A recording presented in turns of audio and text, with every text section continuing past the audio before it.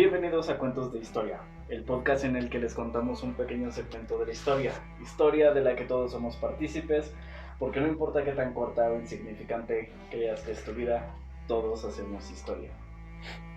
Y yo seré su narrador de... Bueno, para empezar, ¿cómo estás? Pues me siento bien. ¿Ya te recuperaste de la historia del capítulo anterior? No, güey, todavía no me he recuperado. En ocasiones todavía digo... Se me antojó una lechita de la que no supo. Las envenenadas. Pues seguimos en septiembre, sigue siendo el mes de México por el momento. La siguiente historia también tiene que ver con México. Ok. Y bueno, continuamos con esta pequeña saga de historias relacionadas con nuestro querido país. El día de hoy vamos a hablar acerca de diferentes historias. Va a ser más bien una pequeña compilación de historias. Como si abrieras un libro y... A ver qué hay por aquí. Un libro de compilaciones. Exacto. Es una recopilación de recopilaciones. Entonces tienes un libro dentro de un libro. Exacto. Ah, huevo. Es una paradoja. Entonces, todas estas historias tienen algo en común. Algo que muchos hemos experimentado en alguna medida. Algo que ha marcado de manera siniestra a la mayoría de todos los mexicanos. Algo que nos produce escalofríos cada vez que escuchamos su nombre. Tengo una idea, ya sé de quién me estás hablando y de qué me estás hablando. Claro, ¿de qué te estoy hablando? Me estás hablando de la muerte de Paco Stanley. Sí. No, todavía no te estoy hablando de la muerte. Rayos, pues es que dijiste que nos había afectado así como que a todas las familias y eso fue algo muy muy triste para todos. Sí, pero esto es como algo más arraigado en nosotros, en la mayoría de nosotros. Estoy hablando ni nada más, ni nada menos, ni nada más que de las instituciones de salud de México. Oh, ¿has visto los memes esos donde y de repente el apoyo mató a más que todo tu team y IMSS, logo del IMSS? Sí, más o menos sí. Eso va. Pues sí es. Lamento mucho el haber disparado esos horribles recuerdos en su mente. Esas largas filas, esas inmutables y frías miradas llenas de desprecio por no haber llenado la forma 137C. Ahora, creo que es necesario decir que me parece increíble la labor que hacen con los escasos recursos que en muchas ocasiones, bueno, casi siempre tienen. Y pues la mayoría de esas no tan agradables anécdotas tienen más que ver con una burocracia poco inteligente y bastante deficiente que con una escasa capacidad de realizar sus labores. O sea, honestamente no siento que sea tanto que esas personas sean amargadas, sino que el trabajo los amarga. Porque yo he estado en trabajos que te amargan. Yo estoy en un trabajo que me amarga y mi experiencia es, si no me estás dejando los recursos monetarios, que para mí es, ¿cómo te lo puedo decir? O sea, digamos necesario, ajá, básico, tal vez. Básico, o al menos si yo no me puedo pagar mis necesidades con lo que yo te estoy, o sea, con todo lo que yo estoy trabajando, ¿cómo piensas que voy a tener contentas a las personas para las cuales, no sé, para quienes te voy a, o sea, para sí, para quienes que te contrataron a atender, ¿no? Sí, claro, entonces, obviamente si tienen un sueldo muy feo, tienen un horario muy feo, al final terminan muy cagados, güey, y ahí es, de hecho, de ahí tienes el porqué. Sí, que todos los días les griten al menos una vez, por mí tragas. Sí, me ha tocado, yo creo que a todos nos ha tocado, es una mamada. A mí no, pero bueno, no voy a destaparme en algo que hice una vez. Bueno, esto no siempre fue así. Hubo una época en la que nuestro sistema de salud era muy avanzado y uno de los más antiguos de nuestro continente. Todos de la mano, así. Casi. La salud pública tuvo su inicio oficial durante el Porfiriato, con la instauración del Consejo Superior de Salubridad y la publicación del primer Código Sanitario. Posterior a la revolución, cuando ganaron los revolucionarios, se reconoció la importancia de la salud pública al establecer el Consejo de Salubridad General como un organismo que existe hasta hoy, o sea, okay, desde esa época, desde principios de 1900. En 1922 se fundó la primera escuela de salud pública en México, que también es una de las más antiguas de nuestro continente. Junto con en ese rango de edad está el John Hopkins en Estados Unidos, la escuela de Harvard, también de salud pública, y la de Sao Paulo en Brasil. También fue la base para la creación del Instituto Nacional de Salud Pública en 1987. Actualmente, México cuenta con más de 30 escuelas de salud pública, en la que destaca el Departamento de Salud Pública de la UNAM. Porque, pues, la UNAM. En la década de los 40 se sentaron las bases del sistema de salud como actualmente lo conocemos, con la creación del poderosísimo Instituto Mexicano del Seguro Social, el IMSS. Posteriormente, en 1974, México marcó un hito al ser el segundo país a nivel mundial. El segundo país a nivel mundial y el primero en el continente americano en darle a la libre decisión reproductiva el carácter de derecho constitucional. Asimismo, en 1983 se promulgó en la Constitución el derecho a la protección de la salud. Para garantizar el cumplimiento de este derecho, un año después se expidió la Ley General de Salud. Ok.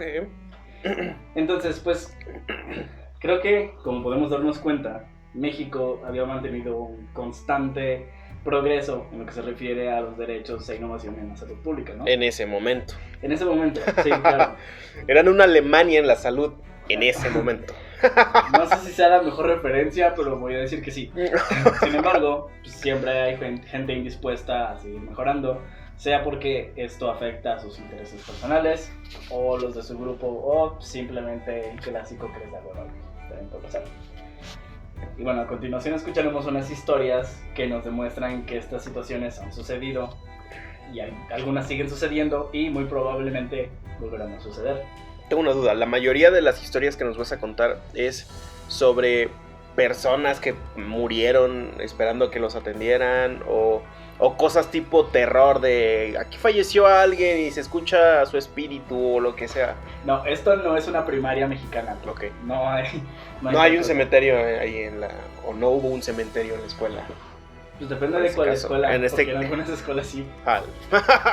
Posiblemente después hablaremos de eso. Sí, algunas veces, porque es que toma en cuenta que los cementerios casi siempre están a las afueras de la ciudad y todas las ciudades empezaron siendo pequeñas, entonces lo que ahora son las afueras de la ciudad muy probablemente termina siendo parte exacta del centro, entonces se tienen que mover, pero muchas veces pues, se mueven parcialmente o simplemente no se mueven y construyen encima, o sea, realmente depende. Ok. Durante el 2014, José Francisco Hernández Hernández, la persona con el nombre más común de todo el país, y con uno de los apellidos más comunes. Sí, es el apellido. Debió ser mi primo, güey. Enfermó de gravedad al punto de requerir una transfusión sanguínea.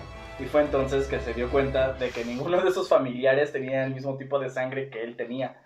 Pero esto no fue totalmente una sorpresa para él. Porque él era adoptado.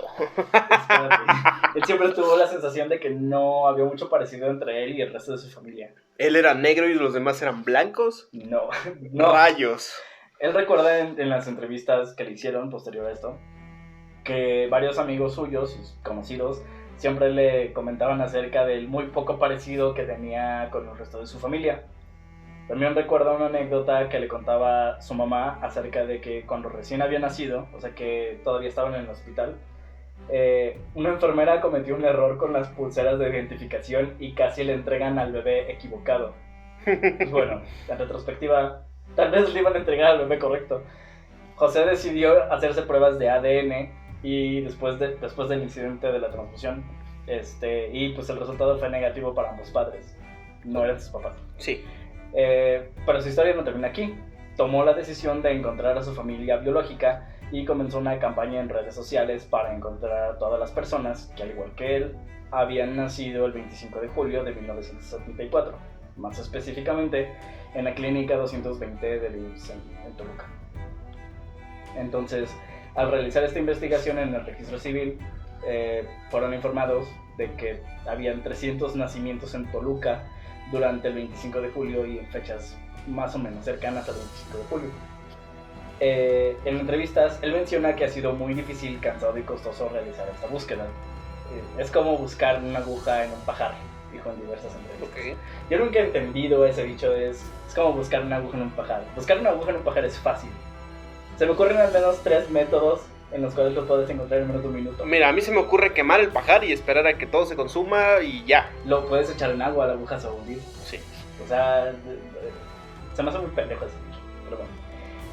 El nombre de la campaña que lanzó con ayuda de sus amigos lleva el nombre de Fuimos Cambiados a Nacer. De hecho, hasta en la clínica se pegaron pósters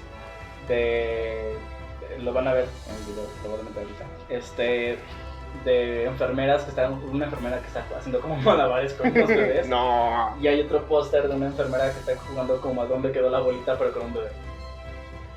Está muy caro esos pósters. Wow. Y bueno, José afirma que lo único que busca es esclarecer el paradero de su familia biológica, que no busca dañar la imagen del instituto ni ningún tipo de compensación económica. A pesar de ello, el IMSS informa que no tiene registro de nacimientos, pues en esa época los archivos físicos solo eran almacenados por 5 años y posteriormente eran destruidos. Asimismo, el instituto informó que la clínica fue fundada en 1976 y que, por lo tanto, era imposible que ese fuera el lugar donde él había nacido.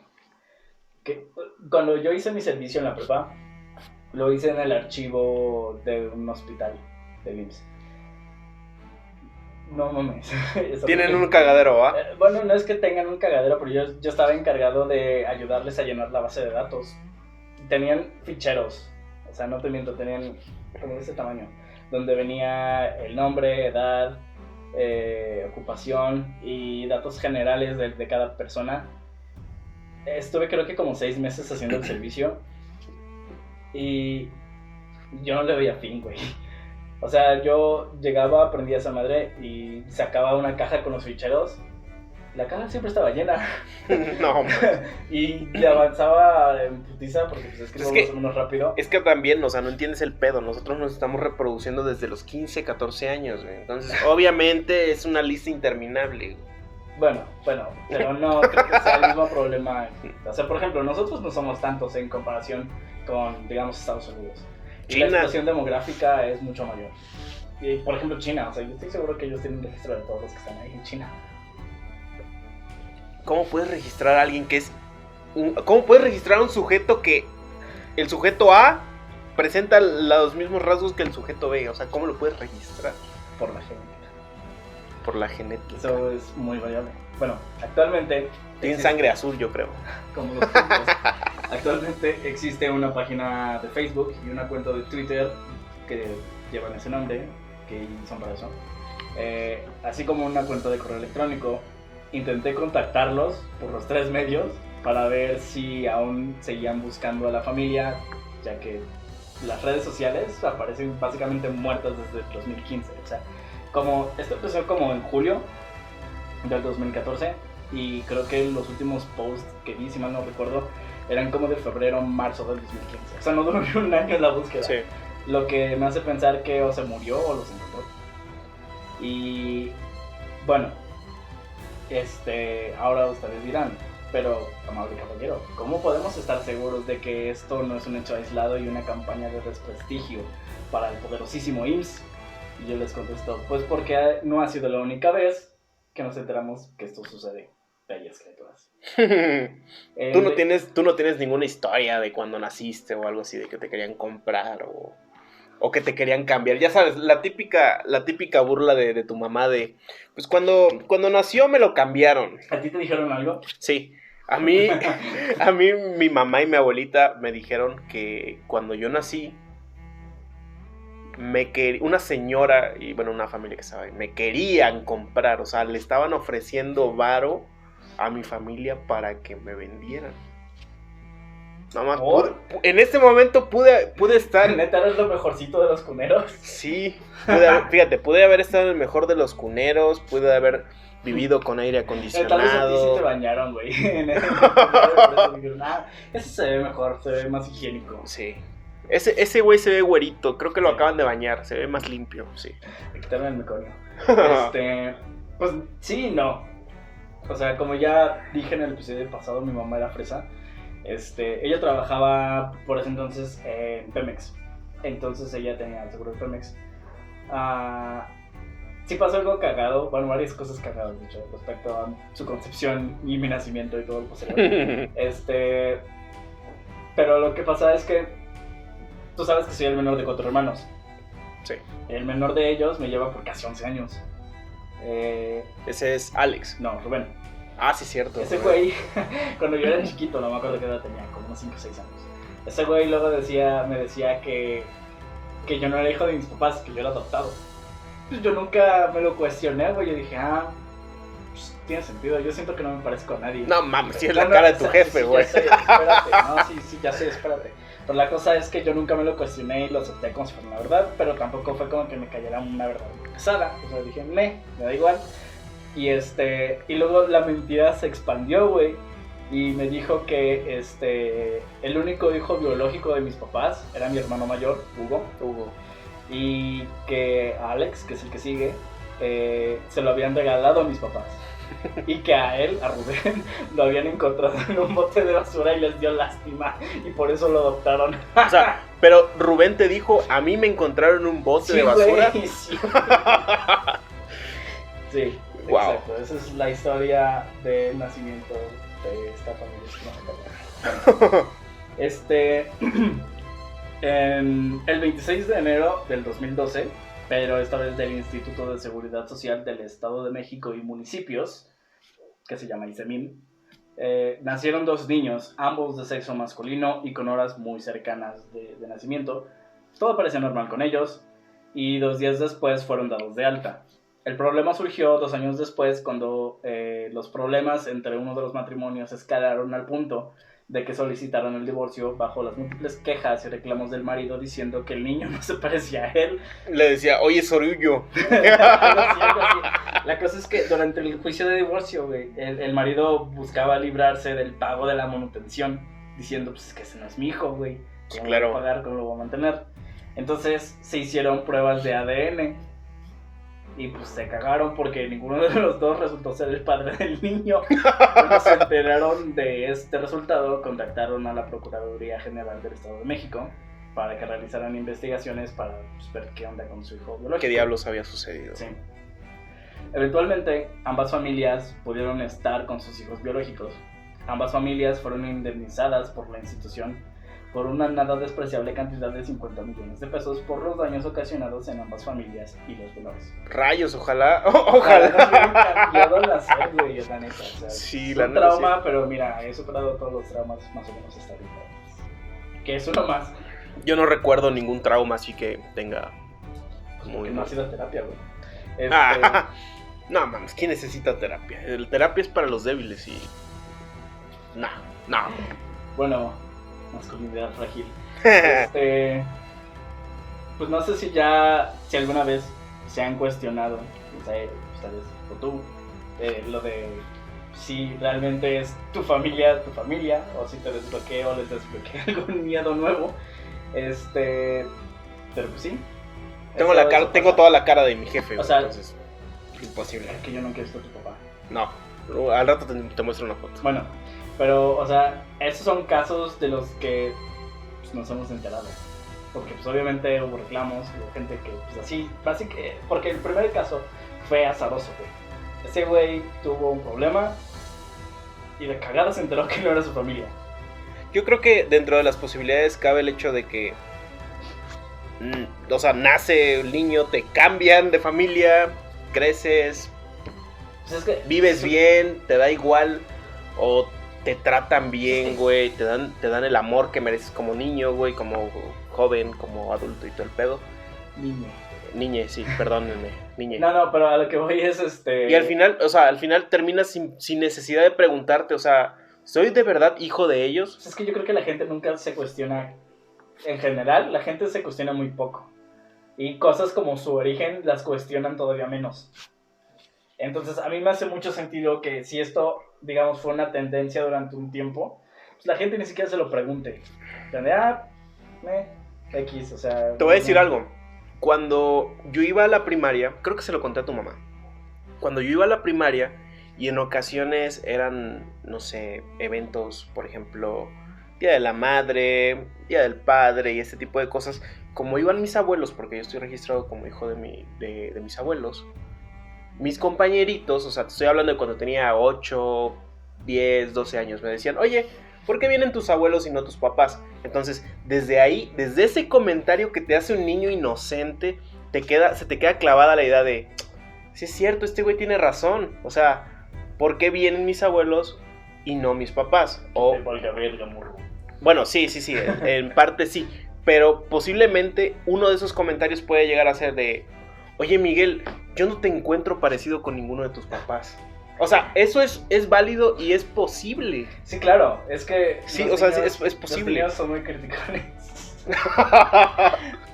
Para la siguiente parte, honestamente no estaba tan seguro de si añadirlo o no, porque es una historia que todavía está en desarrollo y esto puede llevar a que la información no esté completa, que no sea del todo fiable, pero a pesar de eso encontré bastante información. Okay. O sea, que no solo es reciente, sino que hasta han habido estudios al respecto. O sea, cosa que resulta muy preocupante porque significa que pues esto ha estado sucediendo de manera continua e ininterrumpida durante mucho tiempo. Durante la década de los 90 hubieron muchos movimientos guerrilleros al sur del país. No sé si ubicas más o menos lo del FPLN y todo eso. Pues bueno, estos grupos estaban organizados por grupos indígenas con el fin de ser reconocidos en las sociedades en las que viven como individuos con plenos derechos dentro de ellas, eso, igual que los demás. ¿Eso en qué año? Fue en la década de los 90. Ok.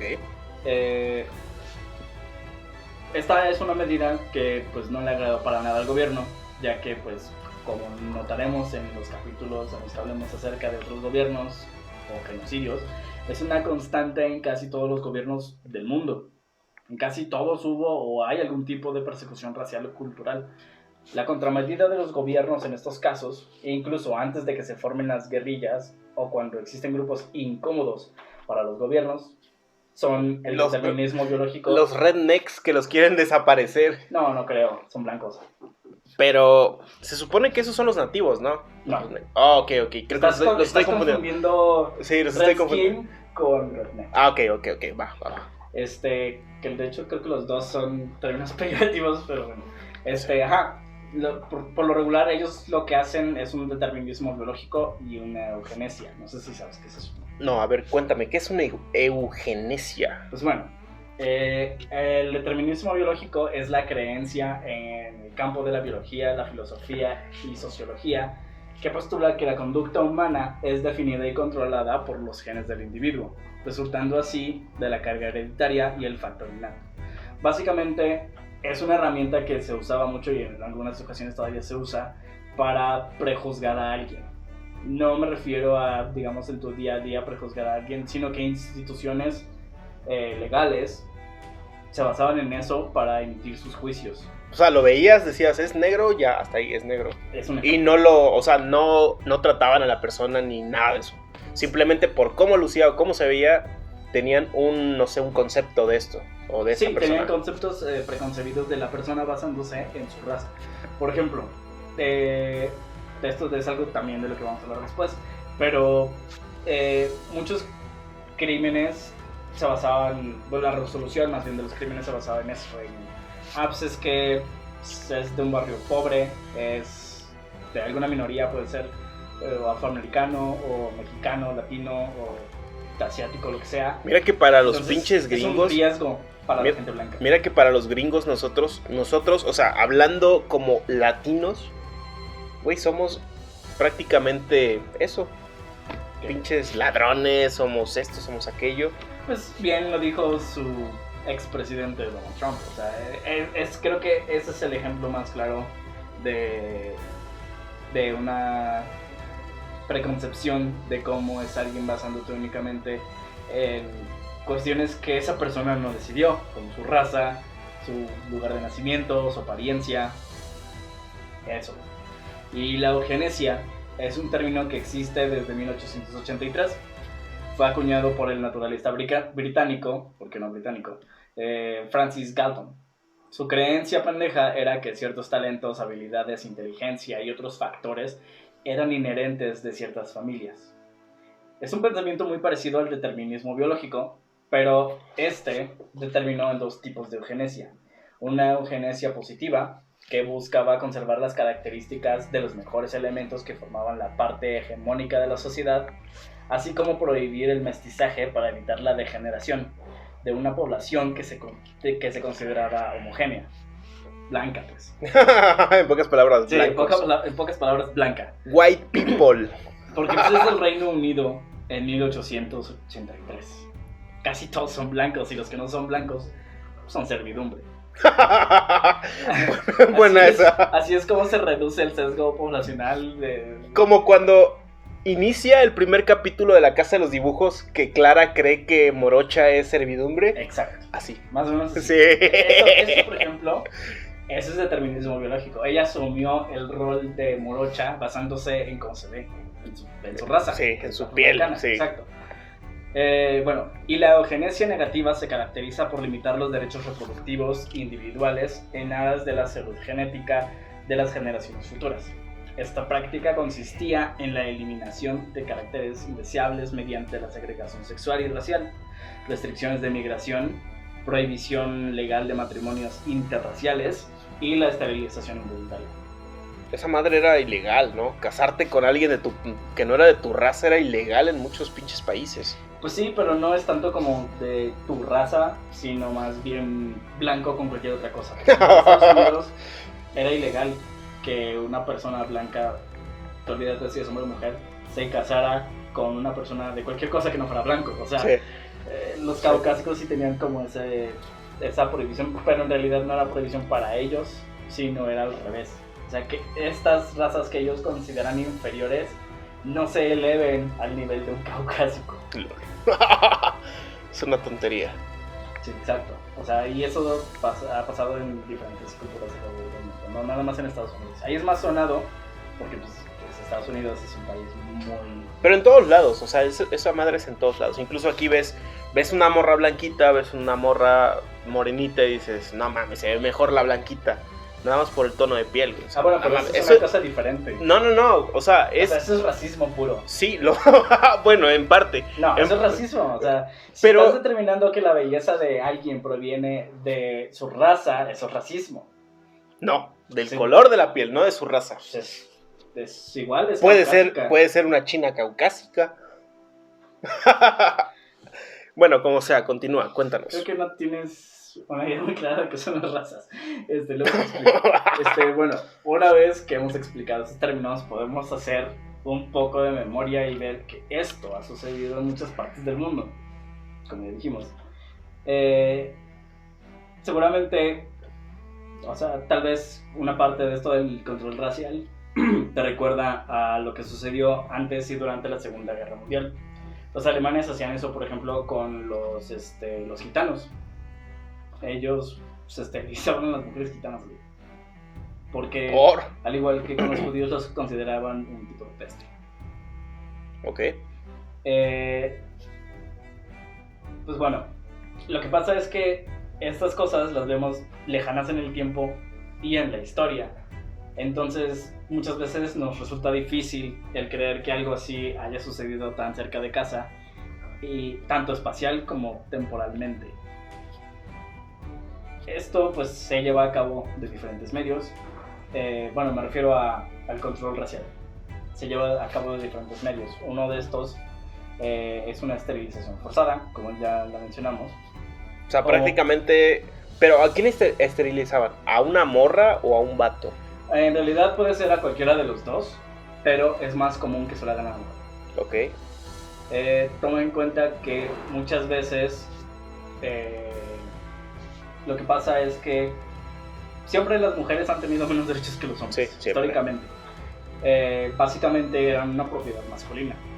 Entonces, si ella quería hacerse este tipo de cirugías, por su propia voluntad no podía. Tenía que firmarse el consentimiento del marido. Eso le pasó a mi mamá, por ejemplo. Ella quería operarse y no la dejaban porque no estaba la firma de mi papá, no tenía el consentimiento de mi papá. Porque IMSS y políticas. No, de hecho eso fue en Pemex, pero sí eran políticas, o sea, no lo dejaban porque no tenía la firma de mi papá. Pero obviamente mi mamá, como tenía palancas, conocía gente, era amiga de casi todos ahí, y pues, le dio madre, yo voy a hacer lo que yo quiera, sí, es claro. mi cuerpo, obviamente pues, es la decisión más sensata. Es tu cuerpo. Y sí, es su cuerpo. Y pues obviamente los médicos y administrativos le ayudaron, Y pues obviamente como que miraron para el otro lado, güey, y ya no importó, y se operó. Ok. Tuvieron que fingir la cirugía, de hecho.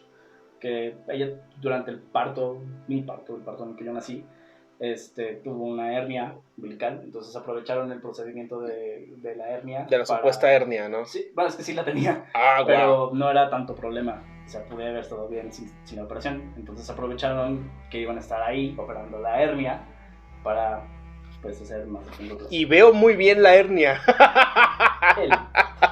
Bueno,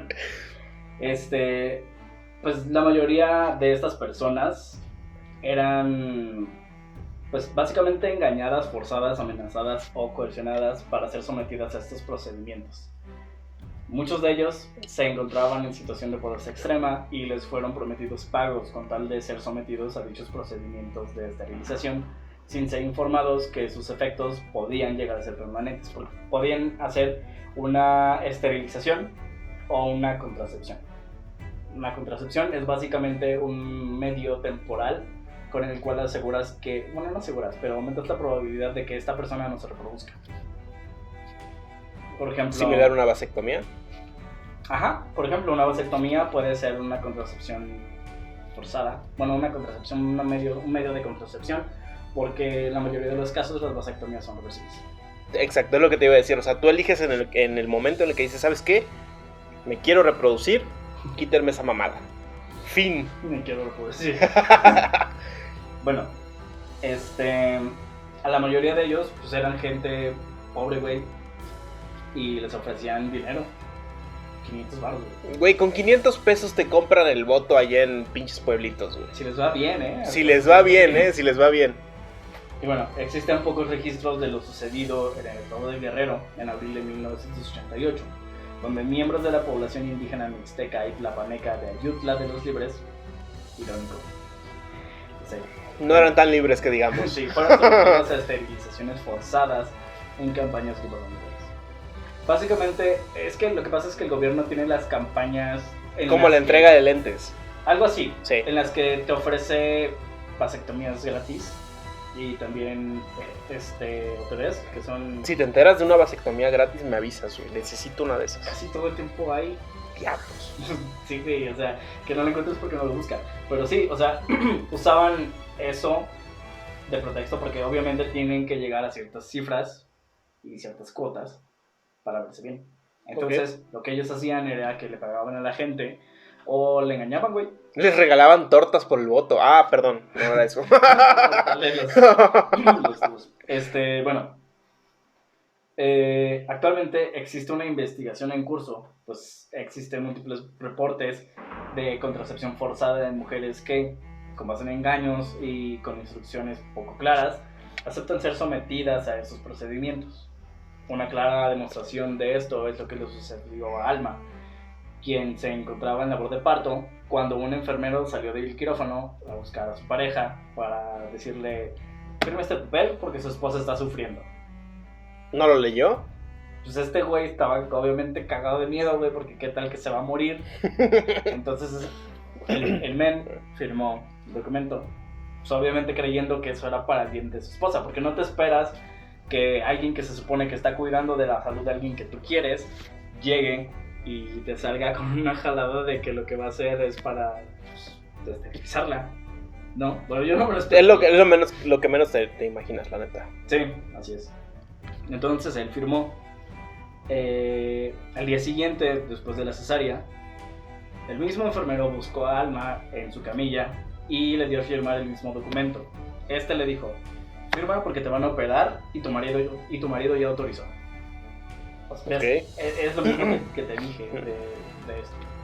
De que básicamente se necesita permiso del marido para hacerle algo al cuerpo de la mujer.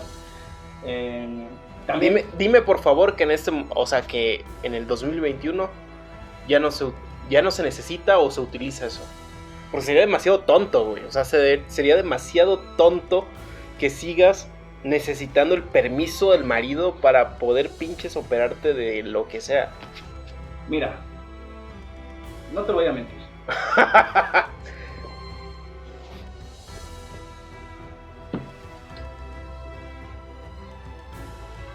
Sigue siendo igual.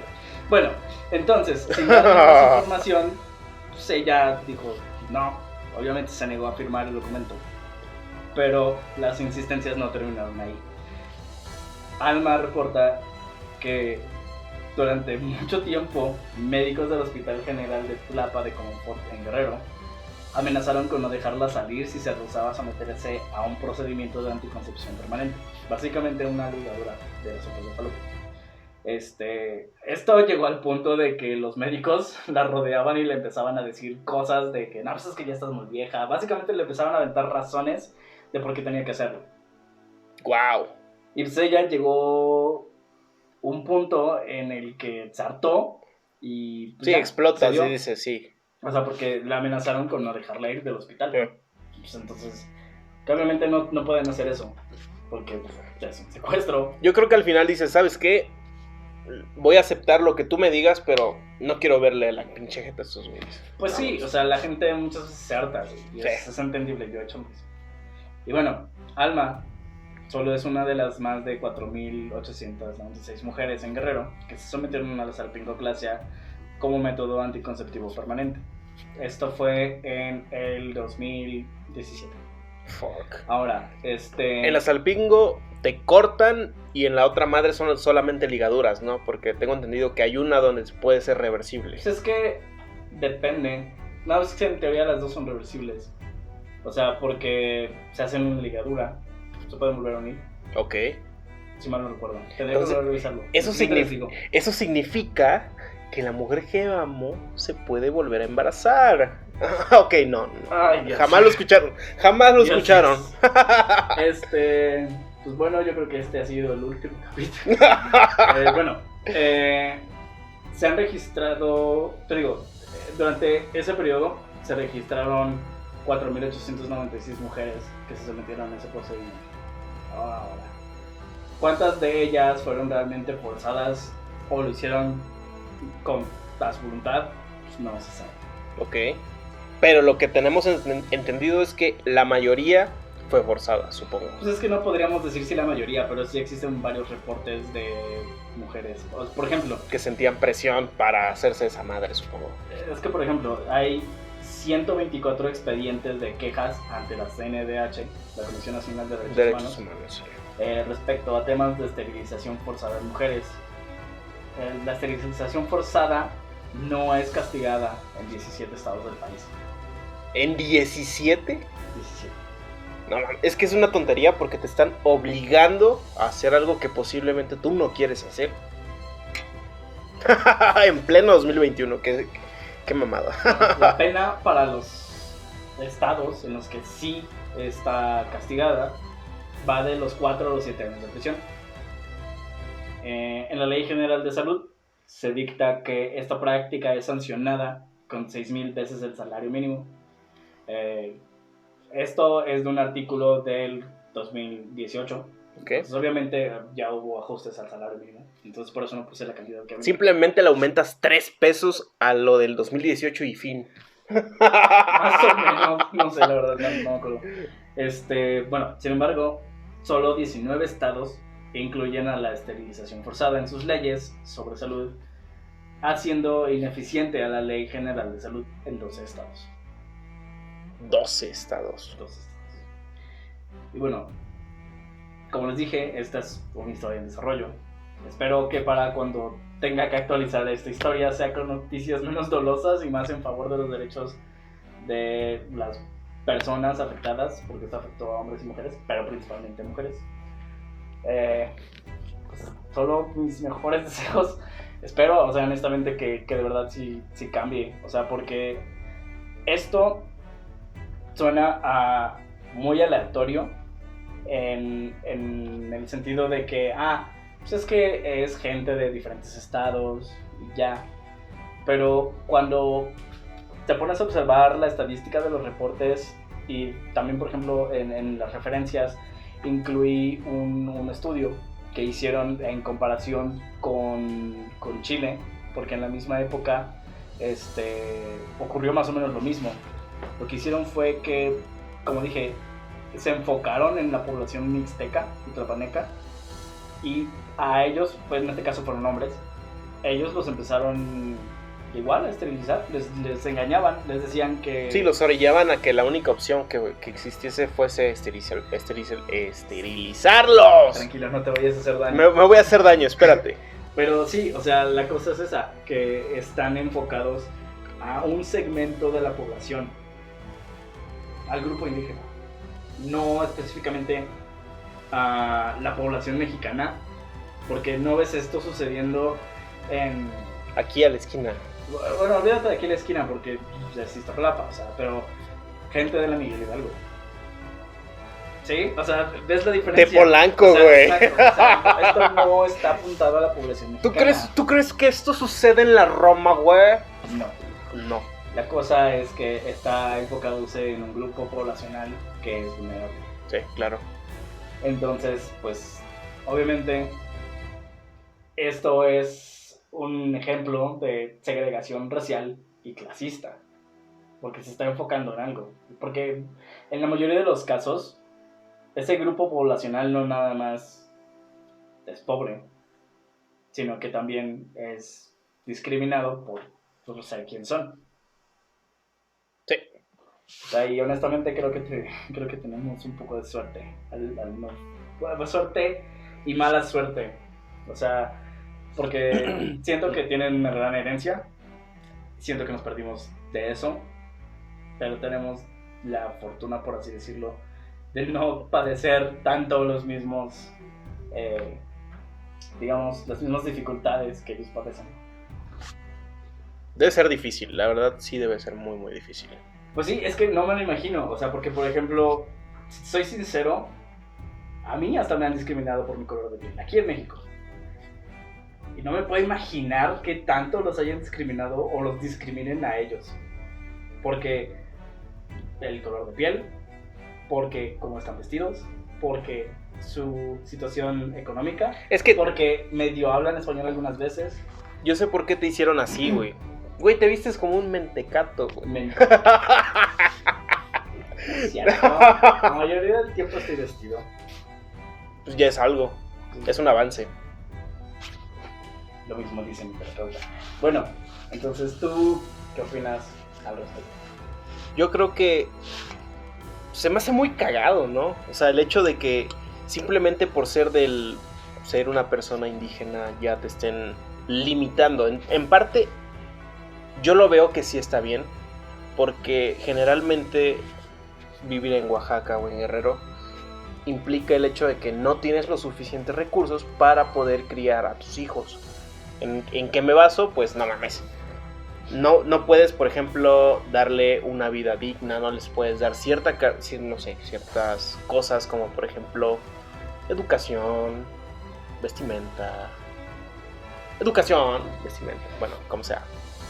O sea, siento que de cierto modo está bien, pero yo creo que en lugar de simplemente caer directo al ¿sabes qué? Los voy a esterilizar, a simplemente decir, les doy la información para que puedan llevar un control sobre un embarazo.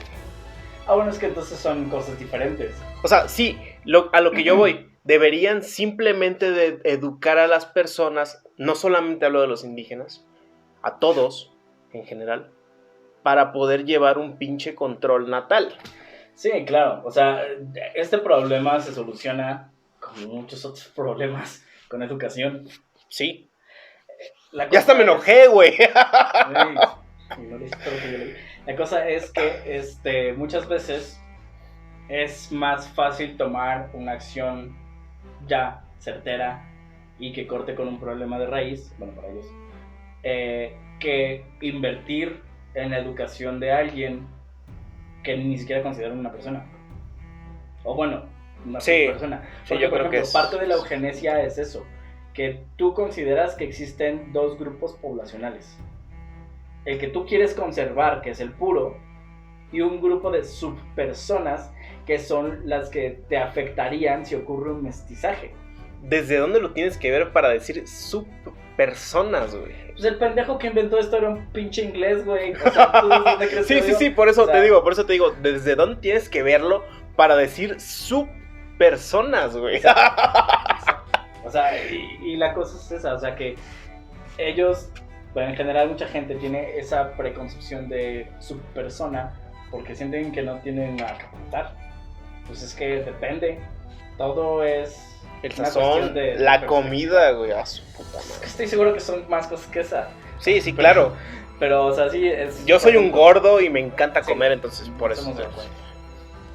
Obvio.